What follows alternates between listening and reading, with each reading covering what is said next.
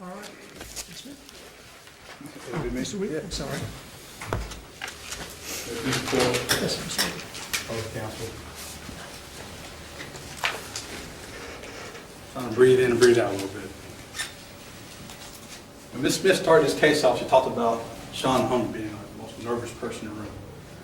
So when I made the decision to do the closing, I think I disagree. I'm shaking and drinking water. I'm the most nervous person in the room. And you may say, why? I have to stand up and convince you all that the testimonies you heard today or yesterday was completely inconsistent. Before I do that, I want to thank you all for your dedication, service, and attention. Throughout the trial, I watched you all. You were taking good notes, and we need that. The difference between this country and many other countries, when the government accuses you of a crime, this country says you must prove it to the people. The government just can't make that decision. They can't just grab you off the street, accuse of a crime, and throw you away. You are the people. So I appreciate your time and dedication.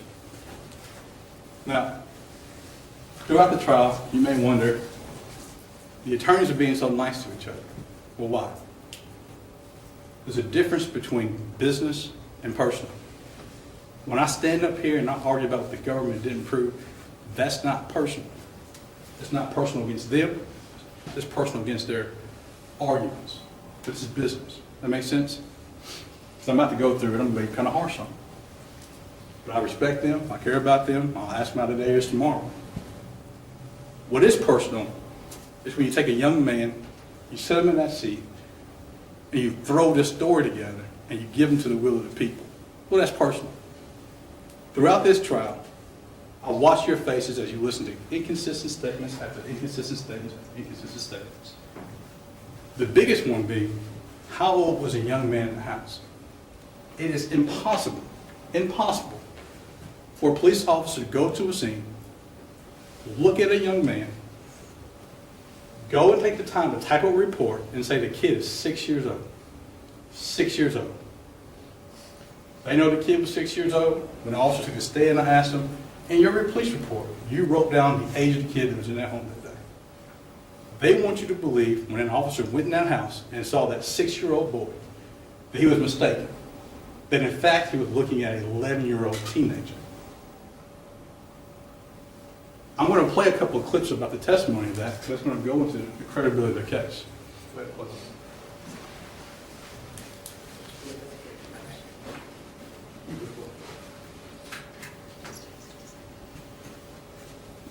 Of your children back in October of 2013.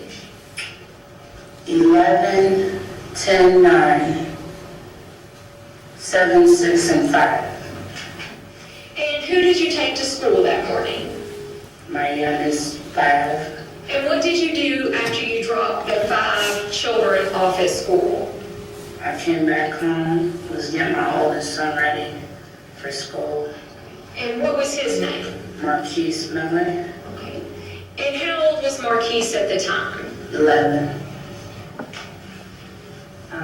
You were interviewed on the day that this happened, October 4th of 13, correct? Yes. Probably talked to several people. Yes. Do you remember speaking with Officer Burkett on that day? Yes. I spoke with several officers. Okay.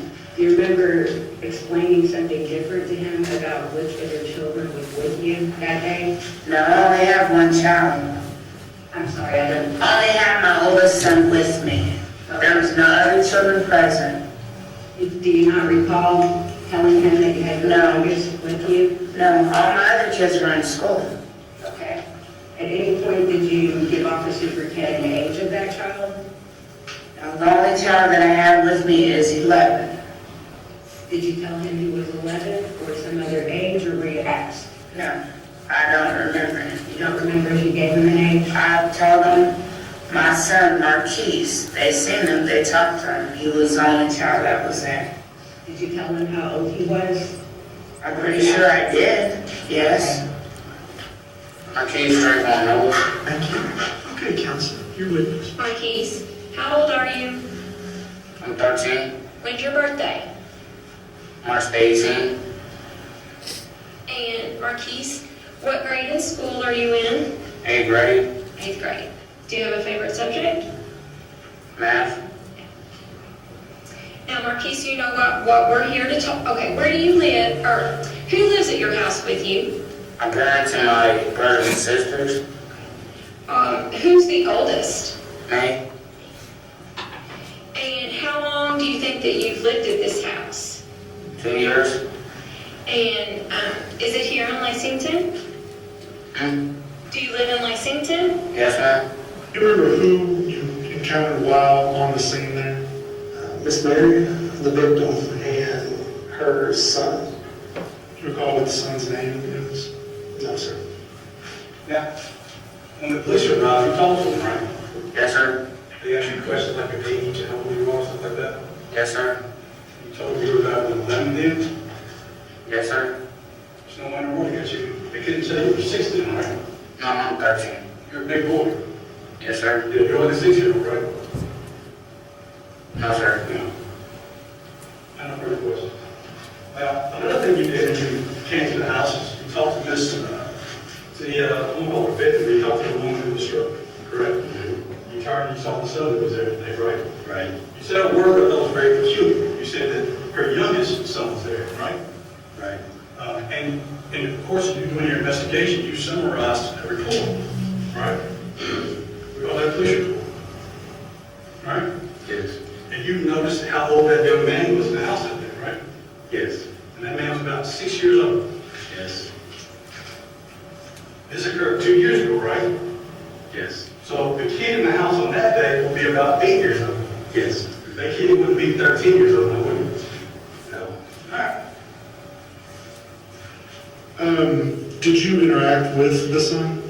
Yes, we talked. He was a little hysterical about his mom, about what had happened. He kept saying something like that. Judge, may we interrupt? Yes. You do not remember what Ms. Boyd's son's name was, right? I do not. Okay. Did you learn his age at any point?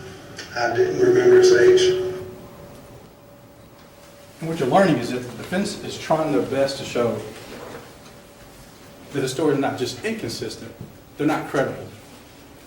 As a lawyer, I'm going to stand up all day. I'm not going to do that show and bow. People are lying.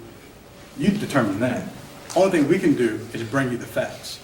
Throughout this case, they made this argument, and Ms. Boyd said it.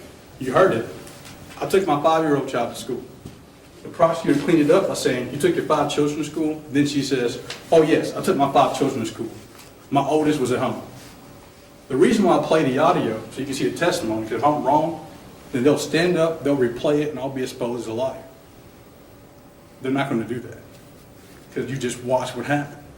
So they come up with this case about this 6-year-old now, who's 13 years old. He's in the house. His mother's in the house. They started the case off with the analogy of, if someone came into this courtroom with a gun, we will all see the person with the gun, right?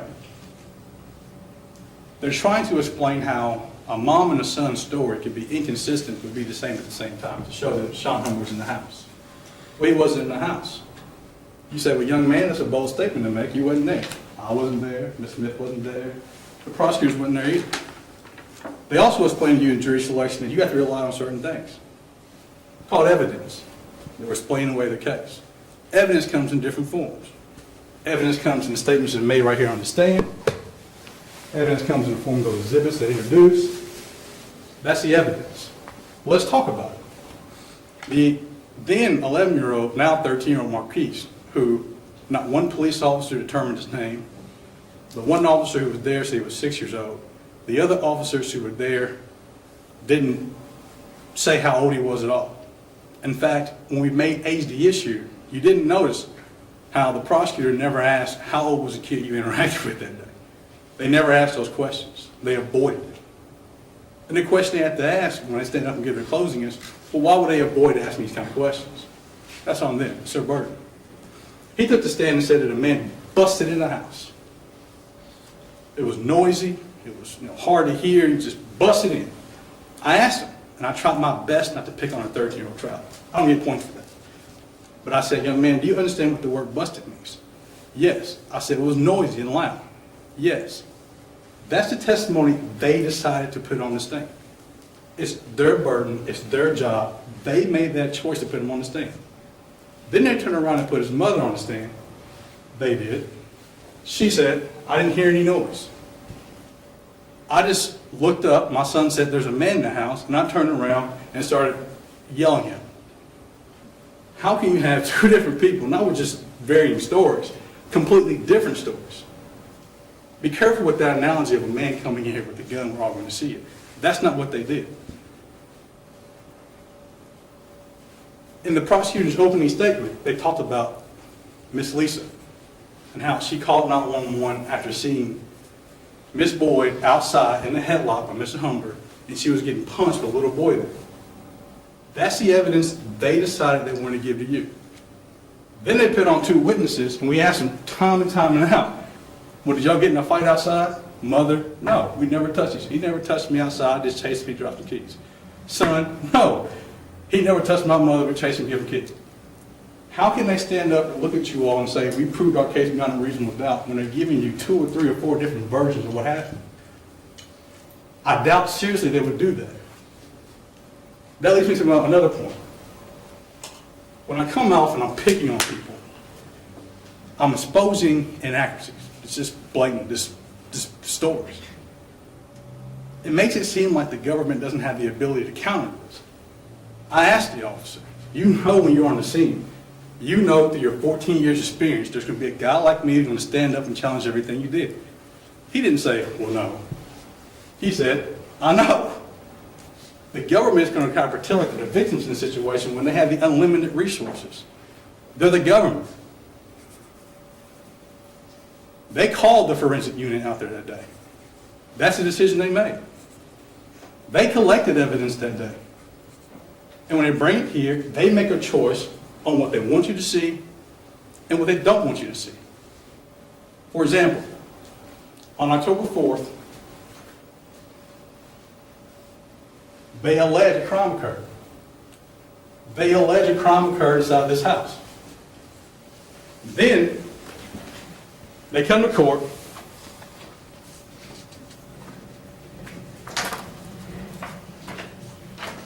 and they bring you photographs. Multiple photographs. And the first thing Ms. Smith did when they introduced those photographs was say, well, these photographs are not from the day of the incident, and everyone agreed, no. Well, then why take the time to go to a place months and months later? Why take the time to pick the date you want to take that photograph, when you want to take that photograph, and why pick now's the time we want to go back to the scene and take you a photograph? Why? Why would you have officer after officer after officer say, the whole house is a scene of a struggle? Chairs flipped over, what the boy said, they were fighting in the living room, tables flipped over, and then you bring these officers, not rookies, 10-year veterans, 14-year veterans, work their way up through the force. And you turn and you say, did you take a photograph of the inside of the house? No. Why would a government bring a forensic unit out to a house, take photographs of a house, and then not take photographs of a struggle in the house? Instead,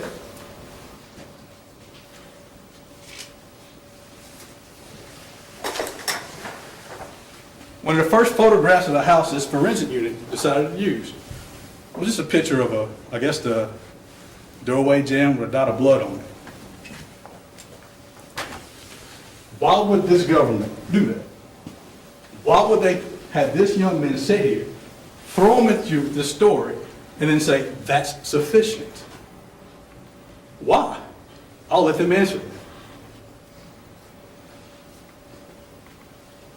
From time to time, when officers take the stand, and I don't know all y'all's backgrounds, you may say, God, this guy, that officer, he had a hurt back. You're drilling him, you're picking on him, you're picking on him, you're picking on him. That's business. That's not personal. When I asked them, well, why would you not take a photograph of a room that's flooded with stuff, what was their explanation? Better yet, why didn't the government ask him why he didn't take photographs of it? It's their burden, not ours. I'll argue to you that if that house was in the condition that they're alleging it was, This government that has unlimited resources, that calls a photographer out to the scene, well, he wouldn't just zoom in on 2 pictures of Miss Boyd in the house. He would zoom out and do what any forensic unit would do and pan the room. It's a crime scene, right? Then you have to start asking yourself, wait a minute, who did I actually hear from the forensic unit? Who was the person that took the photographs? And why did the government pick out to put that person on this thing? That's something from the unit's point to. I have no idea. But the reality is, it's their burden. It's their job. It's their responsibility. It's what they do.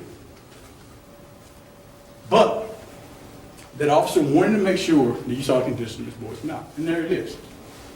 Well, shocking. Pull your emotions. That doesn't mean guilty.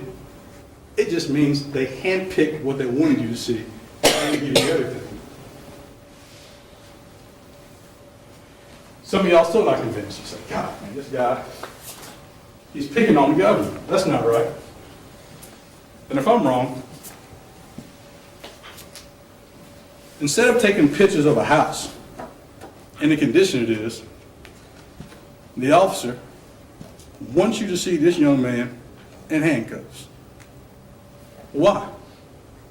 Why did the government want you to see this, this, this, and this?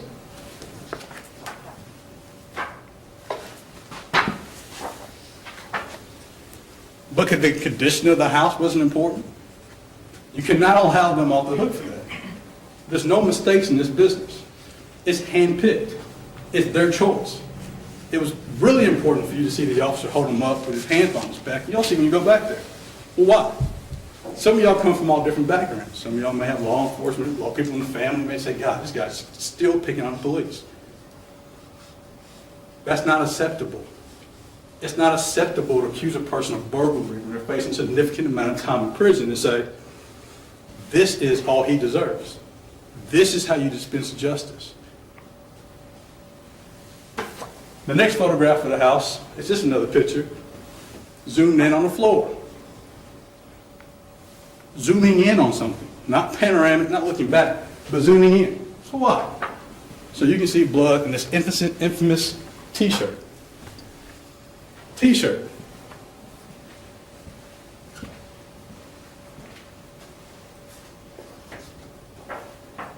T-shirt. Why is this important? And why is it important to show that t-shirt inside the house? Because in their world, that's proof that he's inside the house. How in the world can that t-shirt be inside that house but for him being there? Question. They elected to show you a picture of that t-shirt. That t-shirt doesn't show size. That t-shirt shows how big it is. But they made a choice not to bring that t-shirt here, unfold it, spread it out, and let you see the width, the size, and all of that. Well, why would your government do that if that's his t-shirt? I asked the officer, clearly, whatever you do, you know we're going to dispute. You've been on the force for 14 years. You know what's going to happen. You pick and choose what you want the jury to see. His response was yes. If I'm wrong, they'll pull it up and they'll expose me being a liar. So they decided, we're not going to bring the t-shirt. We're not going to unfold that t-shirt. We're not going to show you the size of that t-shirt.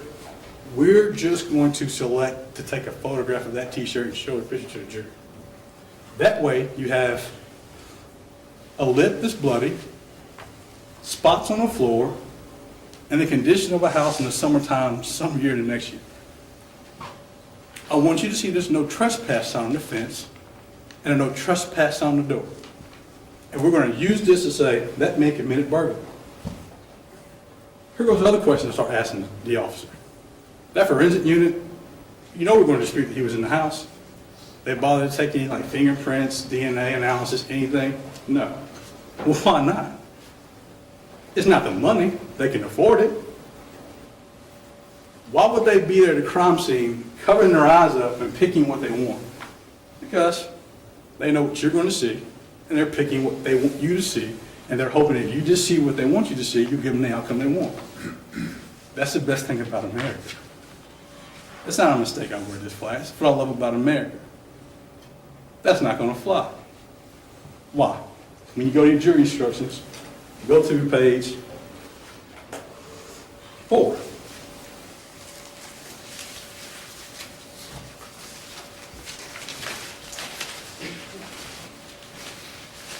When you go back and deliberate, you're going to talk about, was he in the home? Was he not in the home? I'm not being arrogant or cocky. You're going to come back that he was not in the home. Why? Because if he was in the home, why would they not bring more evidence that he was in the home? Why would they ignore facts and only bring you what they want? If he was in the home, then you would have to believe that the 13-year-old son, who the police officers said was 6, now he's 13, who the mother said she dropped off their youngest child but didn't give any names, you have to believe that a police officer shows up on the scene. In the course of his investigation, he doesn't write down witnesses and victims' names. You have to believe that. I have full faith you won't. You would have to believe that 2 people in the house, a mom's going to say, he just busted in, version 1 on the stand, told the officer Burkett he didn't bust in, he came in the door right after I opened the door up, version number 2, and there was no notes, version number 3. Then you have to believe the son who says, no, he busted through the door, the alarm was going off, it was noisy. You can't have both of those theories. You can't put on evidence that contradicts itself. Then you also have to believe that when the police arrive, that she's in the hallway, she's fighting over top of this carpet, she's bleeding the way she's bleeding, and the police officers noticed no blood on that carpet. The questions we ask, they're not by mistake. We're just trying to expose you the truth of the story. It's not right. Then you have to believe that while he's in the home, there's this tussling going on, and the ADT alarm was like coded in. And the ADT was alerted that there was something going on in the house. And then you ask the officers, what about this ADT? No, what about it? What about the alarm system in the house? Beyond their statements, which go back and forth, depends on which one you want to believe, what other physical proof that he was in the house? None. Don't be persuaded by that shirt. When it's closing time, we all want to stand up and razzle and dazzle and argue cases away. This isn't the time to prove a case. That's when everyone's on the stand. Well, why didn't they show you the size of that t-shirt? How simple is it to put some gloves on, bend over, pick it up, bag it, pull it out and show you? It's that simple. Why didn't they do it?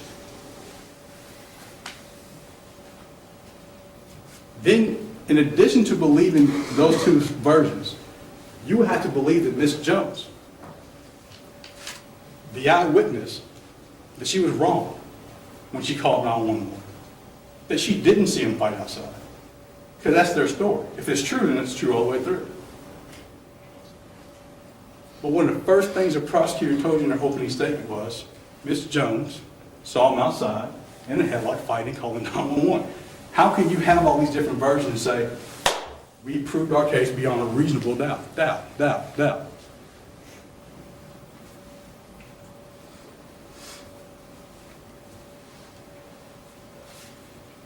So when you go back, you're going to go over instruction number 3. You're going to have some discussion about it. And I'm going to ask you to turn the page to instruction number 4. Let's talk about burglary in the second degree. Burglary in the first degree requires him to be inside the building. Burglary in the second degree, burglary in the first degree requires him to be inside the building with the intent to commit a crime. You're reading. Burglary in the second degree requires him to be inside the building without her permission with the intent to commit a crime. Well, if it's not burglary in the first degree, how can it be burglary in the second degree? You look at puzzle. They're going to stand up and say, these keys. He grabbed her keys.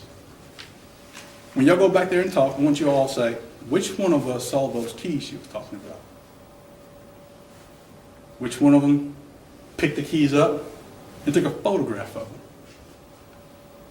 Where are the keys?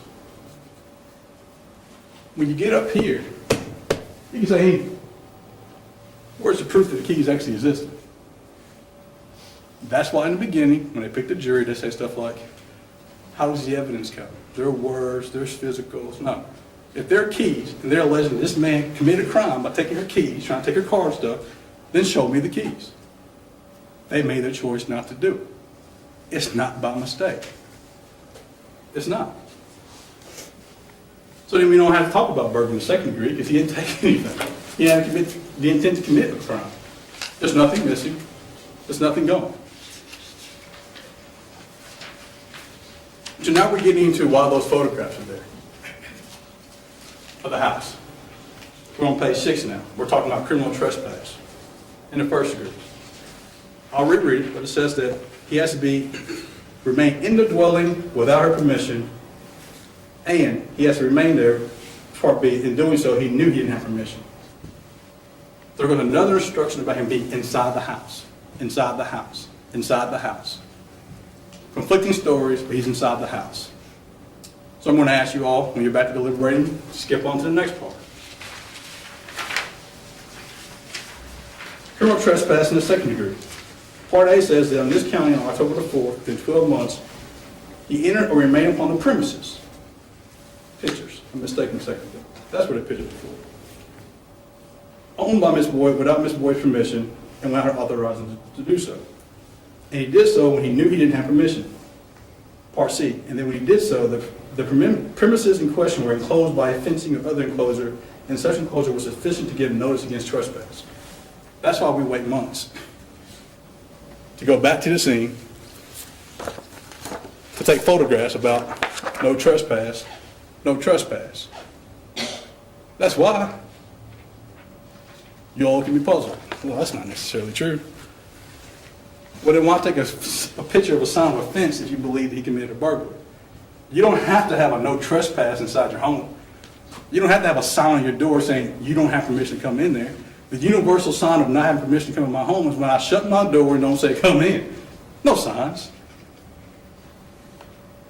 If I'm wrong, they'll shut me up. They'll explain why they waited months to take a photograph of a fence and a door that says no trespass. I'll argue to you because they believe that he is guilty of this. That's why they wait, because they believe he is guilty of this. If not, what's the pictures for? If not, then why not take a picture of the door the day that this incident occurred? If not, why not take a picture of the fence the day this occurred?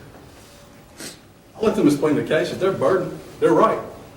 All we had to do was show up and twiddle our thumbs and do nothing. And she was right when she said we're going to do more than that. We have.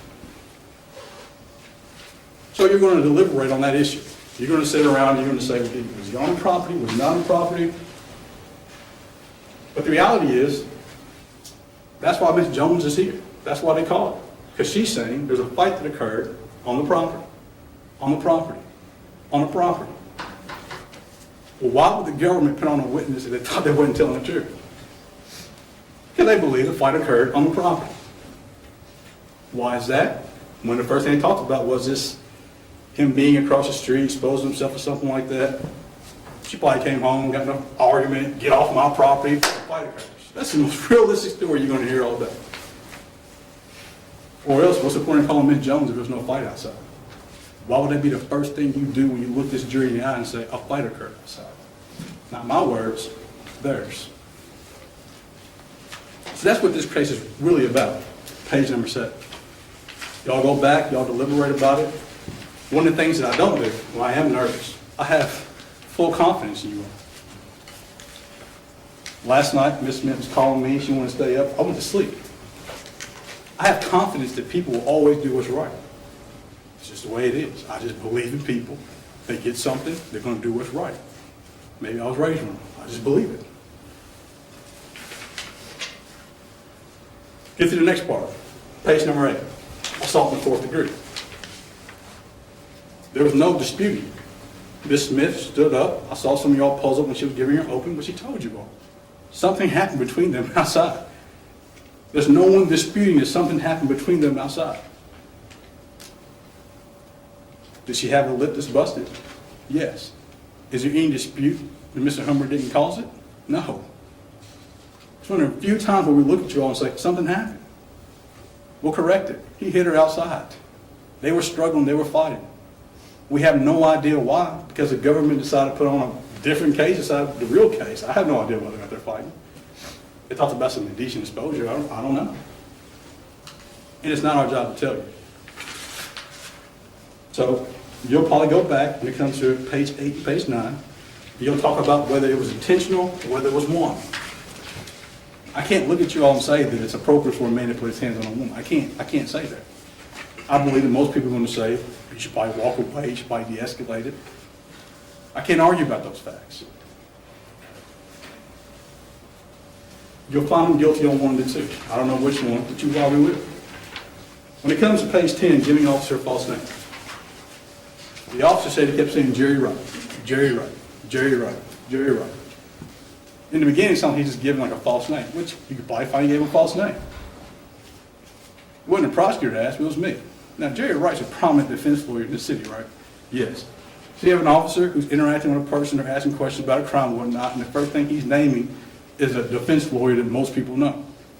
That, like me getting pulled over and they start asking me questions, I say, Johnny Cochran. Who you want? Johnny Cochran, Johnny Cochran, Johnny Cochran. We get the inference. Give me my lawyer. But if you believe that at that time he gave Jerry Wright, and he did so with the intent to deceive the police officer to believing that he is Jerry Wright, then he's guilty of it. This is what happens when you look at people, when you stop just like building up stuff, making things more than what it is. Just giving a false name is giving a false name. But when it comes down to the meat of this case, when the government stands up and looks you in the eye and tells you, well, we proved our case of burglary in the first degree beyond a reasonable doubt. No. We proved our case of burglary in the second degree without a reasonable doubt. No. You can't get rewarded for putting on inconsistent statements. You can't be rewarded by saying, oh, we're going to pick who we're going to call, and they're going to say things that we know that, that are conflicting with other testimony, and we're going to say, job well done. No.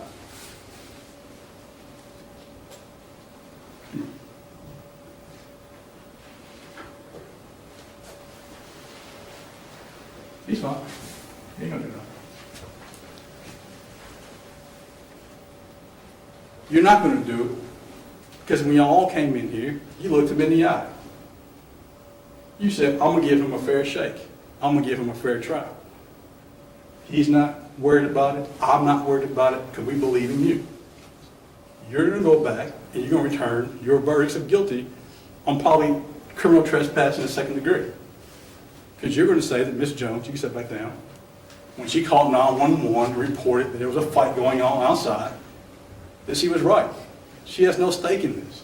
She was just coming from work from the Catholic Action Center, calling 911, doing what was right.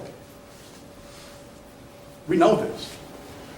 I'm just arguing to you that when they stand up and they start just boasting about their case, when they start bragging about the evidence, when they start arguing what people were saying, in your mind you got to start asking questions. Well, why? Why'd you pick the picture of him in handcuffs turned around in different angles instead of pictures of the house in disarray? Why'd you show me a photograph of a t-shirt instead of bringing that t-shirt here for me to see whether it's a man's or a female's or what it is? It is a house with kids and a husband. Why not? I'll let them explain that away. It's their case. But when they get done trying to explain why they decided not to give you all the evidence, you're going to go back, you're going to find my client not guilty of burglary in the first degree and burglary in the second degree. Now, thank you all. I appreciate it. I've been kind of quiet. And I know that some of y'all may not appreciate the fact that I questioned a 13-year-old kid. I tried my best to be as gentle as possible. But it's still a business. I still have to do my job.